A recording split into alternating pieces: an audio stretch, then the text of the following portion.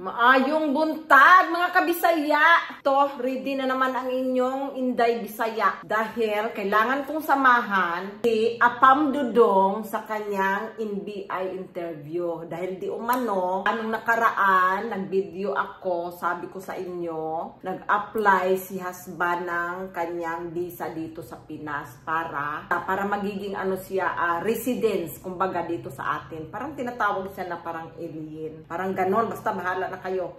Anyway, dahil nga may kapangalan siya di umano doon sa Australia, parang may kaso. Ngayon, kailangan niyang mag-interview. Imbis na wala na sanang interview. Yon, kaloka. So ngayon, pupunta na naman kami doon sa San Fernando. Babalik na naman kami all the way doon. Hay, Ginoo ko, nakakatamad pa naman lumabas. Alam nyo, to be honest, since balhin nami diri sa Pinas, tamad na kumugawas sa totoo lang, para na akong na-obsess dito sa aking kapaligiran, kumbaga, aking garden, no? Parang gusto ko nang ayaw umalis sa bahay, charot, ganon. Pero totoo yan mga kabisaya. Parang gusto ko na lang mag-homebody, kumbaga. So anyway, mga 8:30, kailangan na namin umalis ni Dudong Apam dahil daanan namin yung agent namin. Gumamit kasi siya ng agent para mas okay, mas madali. At saka, trust naman siya sa agent na ginamit niya kasi nirecommend din ng kaparehas niyang OC, Australian, mga ka-friends niya, ka-friendship. So, yung kasi yung ginagamit nila. Pero yung agent na yun napakabait, mabait. Hindi siya yung katulad ng iba na parang pagsasamantalahan ka, mag-take advantage sa'yo. No, siya hindi. Ano siya?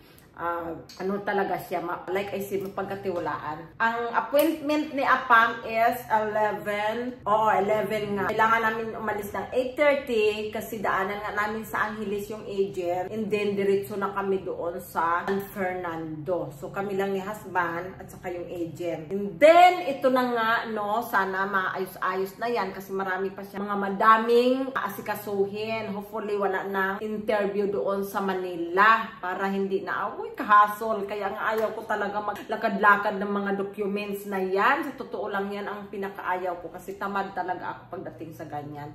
Kaya nga naman yung mga visa ko noon at saka visa ng mga anak ko, siya talaga mostly nag-asikaso. Pero kung ano lang yung kailangan kong kunin na ako na talaga ang kukuha personally, wala akong magawa kundi gawin talaga yon, diba? So, like, birth certificate or something like that in BI, kailangan naman talaga personally ikaw yung kukuha. So ito na nga, kailangan natin i-support si Dudong Apam sa kanyang pagkuha ng residence visa dito sa Pinas. Dahil para din na, yun din ang purpose din kasi para makakuha siya ng, maka-open siya ng bangko dito sa atin. Kasi yun din yung hinahanap na requirements dito sa ating bansa. Kaibib talaga dito mga ka-Inday, kabisaya, sa totoo lang. Kasi ang very high, sila talaga, no? Yung mga requirements nila talagang to the highest na talaga, sa totoo lang. Samantalang sa ibang bansa, yung anak ko si Kathleen, nag-tourist lang doon sa Australia,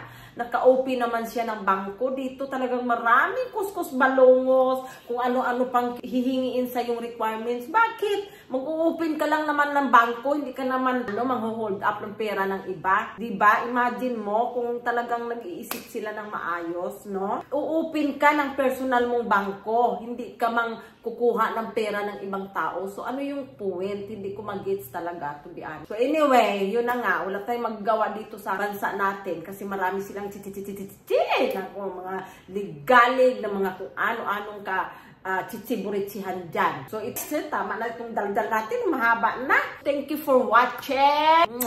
Have a good day to all.